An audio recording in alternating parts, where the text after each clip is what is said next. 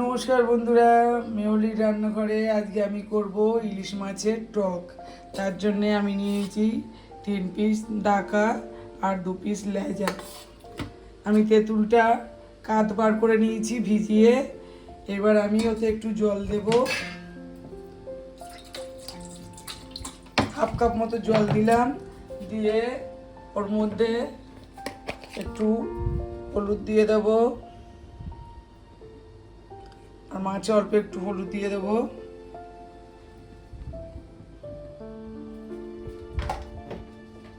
আর দিয়ে দেবো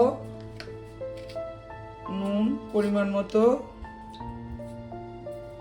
মাছে একটু দিয়ে দিলাম অল্প করে। দিয়ে মাছটা আমি ভাজবো না, আমি মাছটাকে মেখে 15 মিনিট ওই টক জলে ভিজিয়ে রেখে দেবো। এতে আমি ডুবিয়ে দেবো। দিয়ে 15 মিনিট এটা আমি চাপা দিয়ে রেখে দেবো। মাছটা আমার 15 মিনিট ভিজানো ছিল। এবার আমি কড়াটা বসিয়ে দিয়েছি। দিয়ে আমি একটু সর্ষের তেল দেবো। আমি এটা সর্ষের তেল দিয়ে করব, বেশি তেল দেবো না, অল্প তেল দেবো। দিয়ে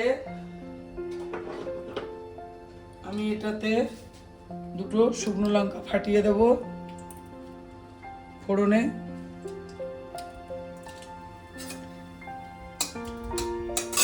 শুকনো লঙ্কা দিয়েছি, আর একটু সর্ষে দিয়ে দেবো, কালো সর্ষে দিয়ে দেবো।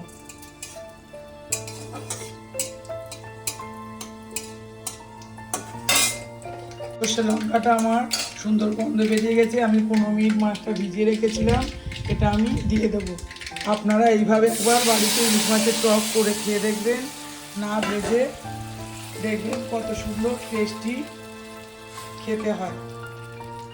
এবার আমি এটাকে একটু চাপা দিয়ে ফুটতে দেবো।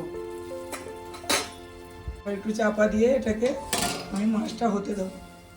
তারপরে আমি 5 মিনিট পরে খুলে ওতে আমি একটু চিনি দিয়ে দেবো। এবার আমি ঢাকনাটা খুলে 5 মিনিট পরে আমি চিনিটা দিয়ে দেবো। আপনারা টক মিষ্টি যে যেমন খাবেন, যদি টক একটু ভালোবাসেন তাহলে অল্প মিষ্টি দেবেন, আর যদি একটু বেশি মিষ্টি ভালোবাসেন তাহলে মিষ্টিটা একটু বেশি করে দেবেন। এইভাবে একদিন বাড়িতে করে একবার করে খেয়ে দেখুন ইলিশ মাছের টক। গরমে দেখবেন খুবই ভালো লাগবে খেতে। এইভাবে আমি আরও মিনিট 5-7 ফুটিয়ে নেব। চিনিটা দেওয়া হয়ে গেছে, নিয়ে তারপরে ঢাকা দিয়ে আরও মিনিট 5-7 আমি ফুটিয়ে নেব।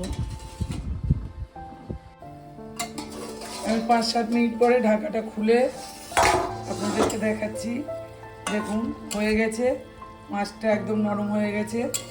এবার আমি টকটা ঢেলে নেবো। আমি এইরকম রাখবো, আপনারা চাইলে একটু আর একটু ঘন করতে পারেন। আমি টকটা একটু পাতলাই রাখবো, যেহেতু টকটা পাতলা খেতেই ভালো লাগে।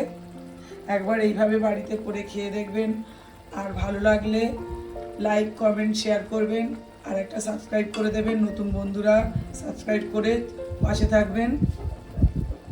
দেখুন আমি এবার টকটা ঢেলে নেব।